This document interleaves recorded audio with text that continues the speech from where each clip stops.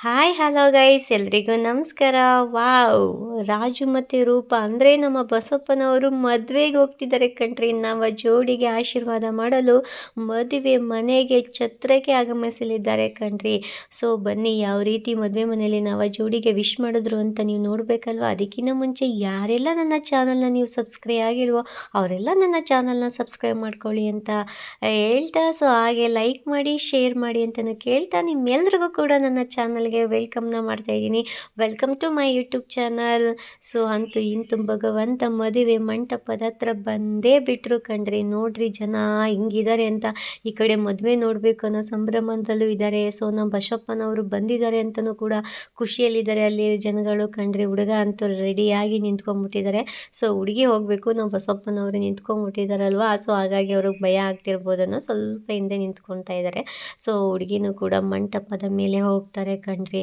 So bachelor ಲೈಫ್ಗೆ good bye ಹೇಳ್ತಾ family ಲೈಫ್ಗೆ ಹೇಳ್ತಿರ್ತಕ್ಕಂಥ ರಾಜು ಮತ್ತು ರೂಪ ಅವರಿಗೆ ನಿಮ್ಮೆಲ್ಲರ ಪರವಾಗಿ, ಕರ್ನಾಟಕದ ಜನತೆಯ ಪರವಾಗಿ ಅವರಿಗೆ wish you happy married life ಅಂತಲೂ ಕೂಡ ತಿಳಿಸೋಣ. ನೀವು ಕೂಡ ಕಮೆಂಟ್ ಬಾಕ್ಸಲ್ಲಿ ವಿಶ್ ಮಾಡಿ ಅವರಿಗೆ.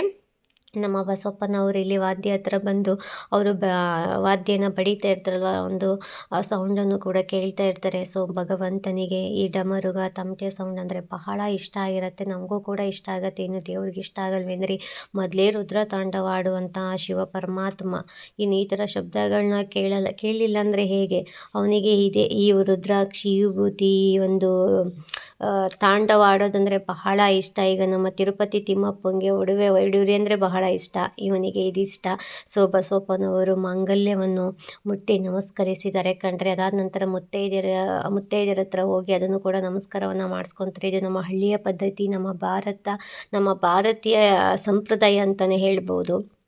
ಸೊ ಅಲ್ಲಿ ಮದುವೆ ಮನೆಯಲ್ಲಿ ಭಗವಂತ ಅಷ್ಟು ಬ್ಯುಸಿ ಇದ್ದರೂ ಕೂಡ ಅವರು ಭಗವಂತನಿಗೆ ಅಕ್ಕಿ ಬೆಲ್ಲವನ್ನು ಕೊಟ್ಟು ಏನು ಒಂದು ಪೂಜೆ ಪುರಸ್ಕಾರನ ಮಾಡಬೇಕು ಎಲ್ಲವನ್ನೂ ಮಾಡಿದ್ದಾರೆ ಕಣ್ರಿ. ಅವ್ರಿಗೂ ಭಗವಂತ ಒಳ್ಳೆಯದನ್ನು ಮಾಡಲಿ. ಸೊ ಭಗವಂತ ಆ ಕಡೆ ಮದುವೆ ನಡೀತಿರ್ಲಿಕ್ಕೆ ತುಂಬ ಶಾಸ್ತ್ರಗಳು ಸಂಪ್ರದಾಯ ಇದ್ದೇ ಇರುತ್ತೆ ಅಲ್ವಾ. ಹಾಗಾಗಿ ಭಗವಂತ ಇಲ್ಲಿರ್ತಕ್ಕಂಥ ಜನಗಳಿಗೆ ಆಶೀರ್ವಾದ ಮಾಡೋಣ ಅಂತೇಳಿ ಈ ಕಡೆ ತಿರ್ಕೊಂತಾರೆ. ನೋಡ್ರಿ, ಯಾರು ಕೂಡ ಚೇರ್ ಮೇಲೆ ಕುಂತ್ಕೊಂಡೇ ಇಲ್ಲ. ಬಸಪ್ಪನ್ನು ನೋಡಬೇಕು, ಈ ಕಡೆಗೆ ಮದುವೆಗೆ ಅಕ್ಷತೆಯನ್ನು ಕೂಡ ಹಾಕಬೇಕು ಅಂತೇಳಿ ಜನ ಒಟ್ಟಿಗೆ ನಿಂತ್ಕೊಂಡ್ಬಿಟ್ರು ಕಣ್ರಿ. ಭಗವಂತನ ಹತ್ರನೂ ಆಶೀರ್ವಾದ ಪಡ್ಕೊತಾ ಇದ್ದಾರೆ. ಇತ್ತ ಮದುವೆ ಮಂಟಪದಲ್ಲಿ ಏನೆಲ್ಲ ಶಾಸ್ತ್ರಗಳು ನಡೀತಾ ಇರೋದನ್ನು ಕೂಡ ನೋಡ್ತಾ ಇದ್ದಾರೆ. ವಾವ್! ಅಂತೂ ಇಂತೂ ಗಟ್ಟಿ ಮೇಳದ ಸಮಯ ಬಂದೇ ಬಿಡ್ತು ಕಣ್ರಿ. ರಾಜು ಅವರು ರೂಪ ಅವರಿಗೆ ತಾಳಿ ಕಟ್ಟಲು ರೆಡಿ ಆಗಿಬಿಟ್ಟು ರೂಪ ಅವರು ತಲೆ ತಗ್ಗಿಸಿ ನಿಂತ್ಕೊಂಡ್ಬಿಟ್ಟಿದ್ದಾರೆ ಕಣ್ರಿ. ನಮ್ಮ ಹೆಣ್ಮಕ್ಳು ಎಷ್ಟಲ್ವಾ ತಾಳಿ ಕಟ್ಟಬೇಕಾದ್ರೆ ತಲೆಯನ್ನು ತಗ್ಗಿಸ್ತಾರೆ. ಸೊ ಕೆಲವೊಂದು ನಮಗೂ ಗೊತ್ತಿರಲ್ಲ ಯಾಕೆ ಅಂತೇಳಿ ಮಾಂಗಲ್ಯವನ್ನು ಎಲ್ಲ ಅಲ್ಲಿ ಬಂದಿರತಕ್ಕಂಥ ಹಿರಿಯರಿಗೆ, ದೊಡ್ಡವರು ಚಿಕ್ಕವರು ಎಲ್ರಿಗೂ ಕೂಡ ತೋರಿಸ್ತಾ ಇದ್ದಾರೆ. ಸೊ ಆಮೇಲೆ ಮತ್ತು ನನ್ನ ಹೆಬ್ಬೆರಳು ಮೇಲೆ ಹುಡುಗನ ಹೆಬ್ಬೆರಳು ಕೂಡ ಇಟ್ಟಿರ್ತಾರೆ. ಯಾಕೆ ಅನ್ನೋದು ಕೂಡ ನಮಗೆ ಗೊತ್ತಿರಲ್ಲ. ಗೊತ್ತಿದ್ರೆ ಯಾರಾದರೂ ಕಮೆಂಟ್ ಬಾಕ್ಸಲ್ಲಿ ತಿಳಿಸಿ. ನಾವು ಮಾತ್ರ ತಲೆ ತೆಗಿಸ್ಬೇಕು, ಅವರು ತೆಗ್ಸೇ ಕಟ್ಟೋದಲ್ವ. ಆದರೆ ಹೆಣ್ಮಕ್ಳು ಯಾಕೆ ಗಂಡು ಮಕ್ಕಳು ಮನೆಗೆ ಬರಬೇಕು, ಗಂಡು ಮಕ್ಕಳು ಹೆಣ್ಮಕ್ಳು ಮನೆಗೂ ಬರ್ಬೋದಲ್ವ. ಇದು ಇದ್ದಿದ್ರೆ ಚೆನ್ನಾಗಿರ್ತಿತ್ತು. ನಾವು ಅಪ್ಪ ಅಮ್ಮನ ಜೊತೆ ಲೈಫ್ ಟೈಮ್ ಇರ್ಬೋದಾಗಿತ್ತಲ್ವ. ಏನೂ ಮಾಡೋಕ್ಕಾಗಲ್ಲ. ಆ ಹಿಂದಿನ ಕಾಲದಿಂದ ಏನು ನಡ್ಕೊಂಡು ಬಂದುಬಿಟ್ಟಿದೆಯಲ್ಲ ಅದನ್ನೇ ಪಾಲಿಸ್ತಾ ಬಂದಿದ್ದಾರೆ. ಹೆಣ್ಮಕ್ಳು ಮಾತ್ರ ಮದುವೆ ಮಾಡಿಕೊಂಡು ಆ ಊರನ್ನು ಬಿಟ್ಟು, ಹುಟ್ಟೂರನ್ನ ಬಿಟ್ಟು, ಎತ್ತವ್ರನ್ನ ಬಿಟ್ಟು, ಹುಟ್ಟೋದವ್ರನ್ನ ಬಿಟ್ಟು ಗಂಡನ ಮನೆಗೆ ಬರ್ತೀವಿ. ಅದೇ ಹುಡುಗ ಮಾತ್ರ ಅಪ್ಪ ಅಮ್ಮನ ಜೊತೆನೇ ಇರಬೇಕು, ಅಣ್ಣ ತಮ್ಮಂದ್ರ ಜೊತೆನೇ ಇರಬೇಕು, ಅದೇ ಊರಲ್ಲಿ ಇರಬೇಕು. ಇದು ಯಾವ ನ್ಯಾಯ ಅಂದ್ರಿ. ಚೇಂಜಸ್ ಮಾಡಿಕೊಂಡ್ರೆ ಚೆನ್ನಾಗಿರುತ್ತೆ ಅನಿಸುತ್ತೆ, ಬಟ್ ಚೇಂಜಸ್ ಆಗಲ್ಲ. ಯಾಕೆಂದರೆ ಇದು ಆಗಿನಿಂದನೂ ನಡ್ಕೊಂಡು ಬಂದುಬಿಟ್ಟಿದೆ ಅಲ್ವಾ. ಅಂತೆ ಇಂತೂ ಮದುವೆ ಆಯಿತು. ರೂಪ ಮತ್ತು ರಾಜು ಅವರು ಬಸಪ್ಪನವರ ಹತ್ರ ಆಶೀರ್ವಾದವನ್ನು ಪಡ್ಕೊಳ್ಳೋಕ್ಕೆ ಬರ್ತಾ ಇದ್ದಾರೆ. ಬಸಪ್ಪನವರು ಇವರಿಗೆ 106 ಕಾಲ ಸುಖ ಶಾಂತಿ ನೆಮ್ಮದಿನ ಕೊಟ್ಟು ಇವರಿಗೆ ಅವಳಿ ಜವಳಿನ ಮಕ್ಕಳನ್ನು ಕೊಟ್ಟು ಆಶೀರ್ವಾದ ಮಾಡಲಿ ಅಂತ ನಾವೆಲ್ಲರೂ ಕೂಡ ಕೇಳ್ಕೊಳ್ಳೋಣ ಕಣ್ರಿ. ನಿಜವಾಗ್ಲೂ ಖುಷಿ ಅಂತ ಆಗತ್ತೆ ಕಣ್ರಿ. ಆ ಕಾಲದಲ್ಲಿ ಮದುವೆ ಆಗ್ತಾ ಇರಬೇಕಾದ್ರೆ ಸಾಕ್ಷಾತ್ ಪರಮೇಶ್ವರ, ವಿಷ್ಣು ಇವರೇ ಬಂದು ಆಶೀರ್ವಾದ ಮಾಡ್ತಿದ್ರಂತೆ. ಯಾಕೆಂದರೆ ಆಗ ಯಾವುದೇ ರೀತಿ ಕಲ್ಮಶ ಇಲ್ಲ, ನಾನತ್ವ ಇರಲಿಲ್ಲ. ಸೊ ನನಗೆ ಬೇಕು ಅನ್ನೋ ಅಹಂ ಇರಲಿಲ್ಲ.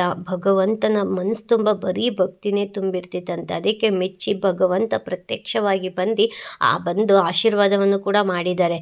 ಇಲ್ಲಿ ನಮ್ಮ ಪುಣ್ಯ ಅಂತೇನು ಹೇಳಿದ್ರೆ ಈ ಭಗವಂತ ಅಂದರೆ ಆ ಭಗವಂತನಿಗಿನ್ನ ಈ ನಮ್ಮ ಭಗವಂತನು ಬಂದು ಆಶೀರ್ವಾದ ಮಾಡ್ತಿದ್ದಾರೆ ಅಂದರೆ ಬಹಳ ಖುಷಿಯಾಗುತ್ತೆ. ಏಕೆಂದರೆ ಇದು ಕಲಿಯುಗ ಕಣ್ರಿ.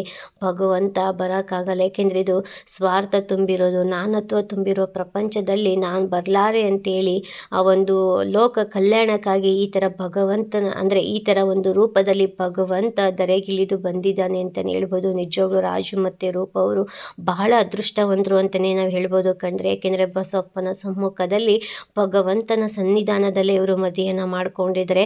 ಸೊ ನಮ್ಮ ಸಿದ್ದೇಶ್ವರ ಅಂದರೆ ನಮ್ಮ ಸಿದ್ದೇಶ್ವರ ಏನಿದಾರಲ್ಲ, ಭೂಮಿ ಸಿದ್ದಪ್ಪ, ಅದೇ ದೇವಸ್ಥಾನದಲ್ಲಿ ಛತ್ರನೂ ಕೂಡ ಇದೆ. ಅದೇ ಛತ್ರದಲ್ಲಿ ಕೂಡ ಇವರು ಮದುವೆನ ಮಾಡ್ಕೊಂಡಿದ್ದಾರೆ. ಸೊ ಇಲ್ಲಿ ಮದುವೆ ಆದವರು ತುಂಬ ಅನ್ಯೋನ್ಯತೆಯಿಂದ ಇರ್ತಾರೆ ಅಂತಲೂ ಕೂಡ ನಾನು ಕೇಳ್ಪಟ್ಟಿದ್ದೀನಿ. ಸೊ ನಿಜವಾಗ್ಲೂ ಖುಷಿಯಾಗತ್ತೆ. ಭಗವಂತ ಅವರಿಗೆ ಒಳ್ಳೇದು ಮಾಡಲಿ ಅಂತಲೂ ಕೇಳೋಣ. ಹಿರಿಯರ ಆಶೀರ್ವಾದ ಸದಾ ಇರಲಿ. ನೀವು ಕೂಡ ಆಶೀರ್ವಾದನ ಮಾಡಿ ಮದುವೆಯನ್ನು ಮುಗಿಸಿ ಆಶೀರ್ವಾದವನ್ನು ಮಾಡಿ. ಬಸಪ್ಪನವರು ಅವತ್ತು ವಾರ ಆಗಿರುತ್ತೆ, ಭಾನುವಾರನೂ ಕೂಡ ಆಗಿರುತ್ತೆ. ಸೊ ಅಲ್ಲಿ ಭಕ್ತಾದಿಗಳು ಕೂಡ ದೇವಸ್ಥಾನದಲ್ಲಿ ಬಂದಿರ್ತಾರೆ. ಅವರು ಕಷ್ಟ ಕಾರ್ಪಣ್ಯಗಳನ್ನು ಕೂಡ ನಮ್ಮ ಭಗವಂತ ಕಳಿಬೇಕಲ್ವೇಂದ್ರಿ.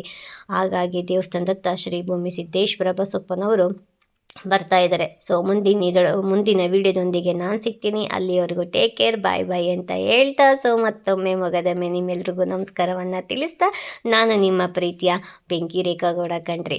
ಸೊ ಲೈಕ್ ಮಾಡೋದನ್ನು ಮರಿಬೇಡಿ, ಶೇರ್ ಮಾಡೋದನ್ನು ಮರಿಬೇಡಿ.